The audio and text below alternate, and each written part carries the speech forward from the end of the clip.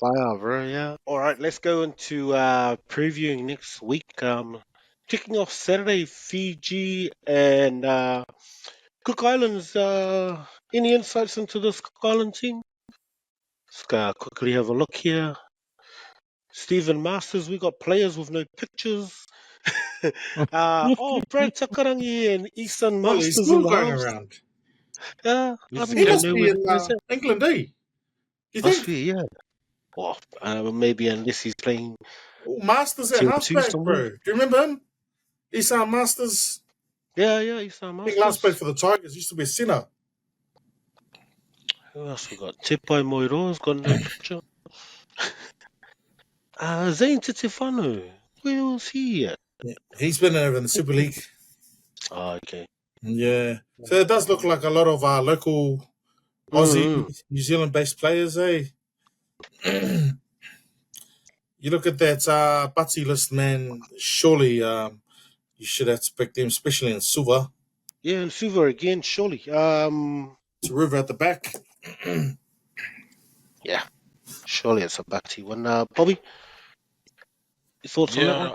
Yeah, Batsy for me for that one. Like they need to bounce back after last week's game against the Comals because I just feel, and I had this conversation with Caleb too, my son, about how the NRL probably could do with some more PNG players.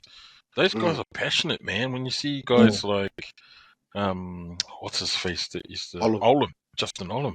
So that guy is passionate every game. Yeah, they might have a few errors in them, but man, they're probably worth investing in getting some of them over to play in the NRL. Like they didn't seem out of place going up against lots of those NRL players that were playing for Fiji, and they're just super passionate, eh? Those PNG guys when they play league, like They league always for hit. Papua New They Guinea. can hit too. This, yeah, it's like rugby union in New Zealand. Like that's their national sport, and that's their pathway that they try and get their kids to go down. So yeah, I reckon Fiji should be able to get this win over the Cooks.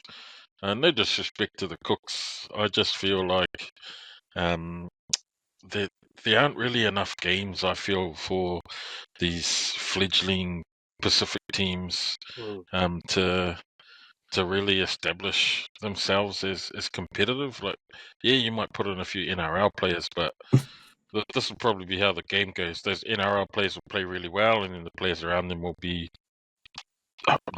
pretty average.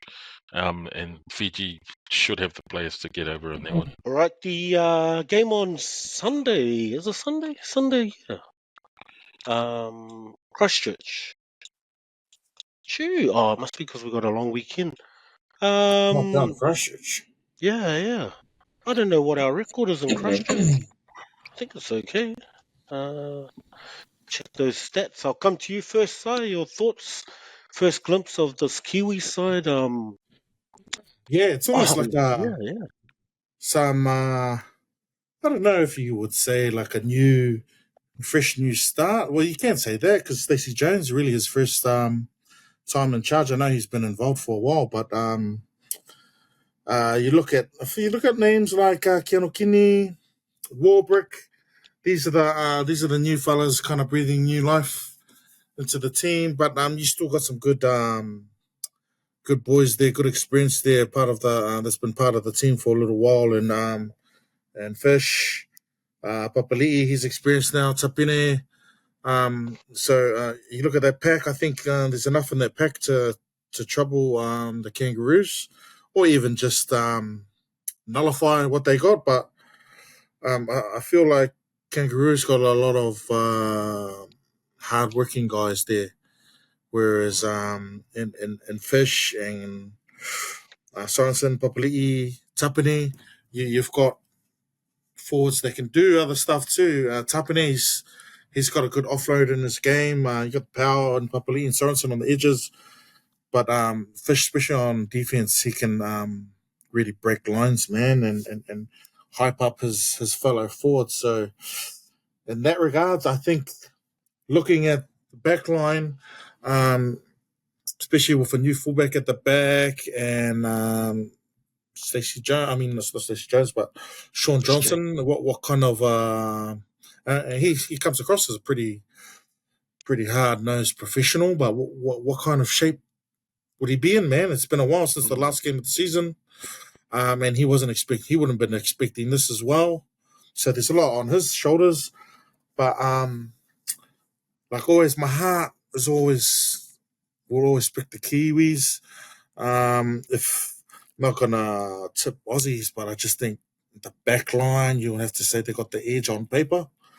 Dean Moses, that's just the beginning. That's just a work in progress. I thought Moses' kicking game did the majority of the kicking game, but he didn't really take the line on.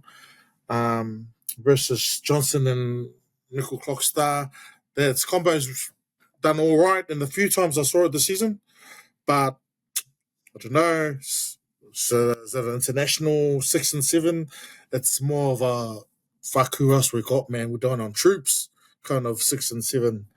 Heku, that's like I like that guy when he was on, but you know we're not scraping the barrel. That's disrespect, but it's not our top picks available, especially in the outside backs. Tim Nichol's all right, but like I said, we'll do well to guys like Dylan Brown. There's a few outs there for the Kiwis, so have their work cut out. But like I said, I always pick them, bro. 6 and under, close one. Hey, nice.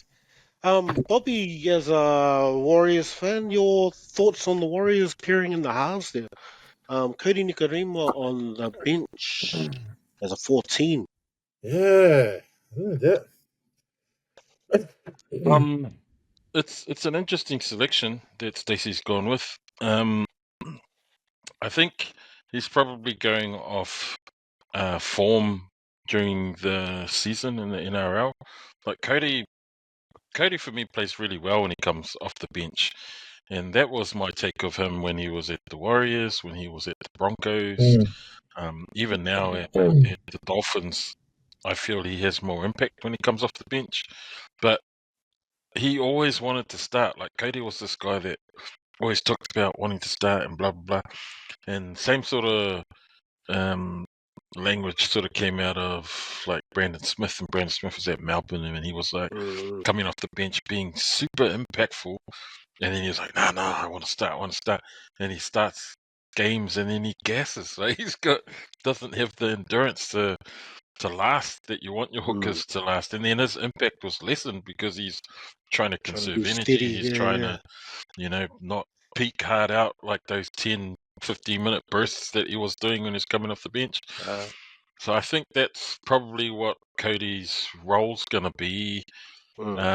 Is he'll most likely come in off the bench. I don't know where though, because like Chance and Sean play 80-minute games, so unless he's just there to cover for injuries, or unless he's going to come on and push Chance out to the centres, maybe. Yeah, or it could be that. Yeah, I think he'll come on and play dummy half because that's his best spot. You mentioned it, Bob. Like he's pretty decent number 6, but when he first came into the Broncos setup, man, he was being used as a utility, coming in and playing number 9, giving him a break, and if not, just play that roving injury if that roving number 14, which in this day and age, these players are coming back because it's a lot faster. The game's changed. So there's a lot more of these utility players on the bench these days, bro. Not just your 3 boppers and 1 hooker. You actually got these guys who can cover the backs and play roving number 13 if need be. For me, I think...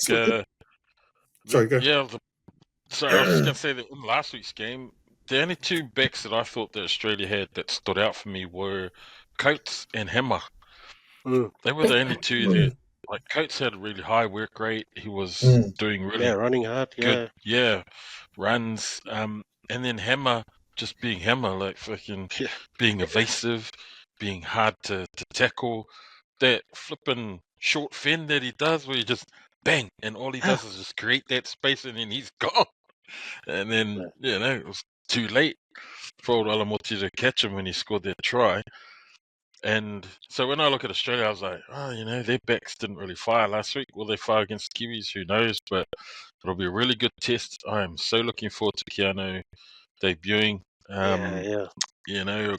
Good old Northcote kid by way of Marist. He's electrifying that boy, and having him at the back, it's a wealth of riches for Stacey to be able to play Keanu, and he's got guys that can cover fullback easily. Jermaine, Peter Hickey's played a bit of fullback, Warbrick, Chance, like all these guys that could have been starting fullback, but now they're playing in other spots. Our centre pairing that Simon touched on. It's interesting. This is the world now after Joey Manu.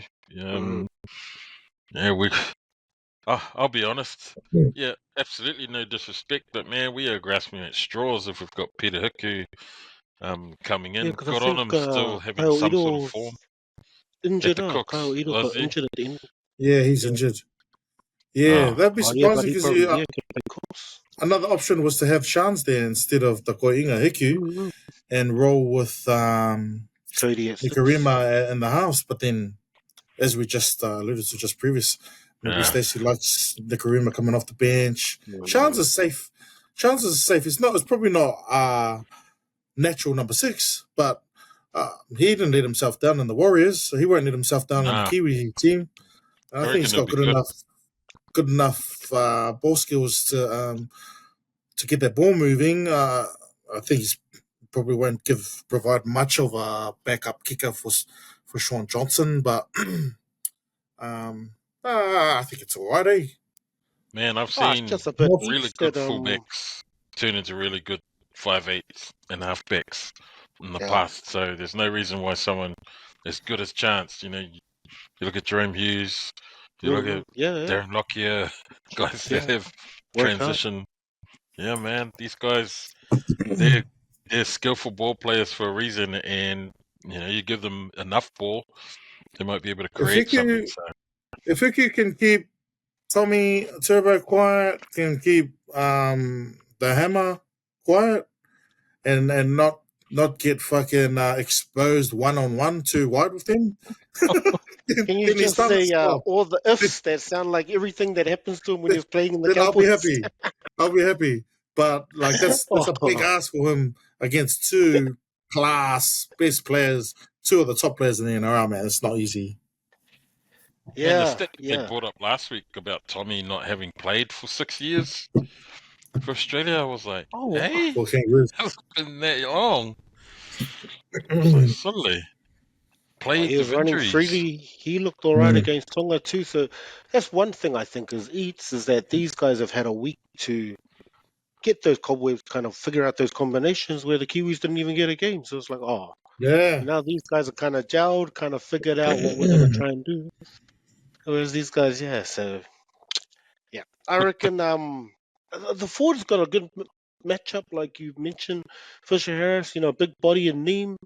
The Tongans took it, kind of showed what to work on in the middles there. So I think the engine room for the Kiwis is a bit fitter. They'll be able to go for a bit longer too. Isaiah Fisher Harris, I think is going to be key there, understanding in Sorensen. And Tapine, he kind of plays a really good role as a big body, but really skillful too. So I think there's a lot of kind of talent there to be able to cancel out this Australian pack. I was surprised Lindsay Collins. Sure, he got days from that knock because he was ineffective for the rest of the game. I'm like, man, this guy got knocked out in so many games from that the finals when he played the ball backwards, Martin Bella styles. I know. Yeah, and these guys still just expect them to play. That was the hit of I'm sure. Need to check up these doctors, man. Oluwatu was beast in that game, eh? Like he had something to prove. Well, that's the thing with that, Just a lot of players really putting in a heaps of effort. Just Put them in those Tonga and Samoa jerseys, man, and they change. Look at Tamalolo. He was playing like Tamalolo from 7 years ago. Bro, his footwork's like this guy. I'm sure that's what Tom Peter was doing. This guy, hey man. all those Cowboys fans will be like, "Me."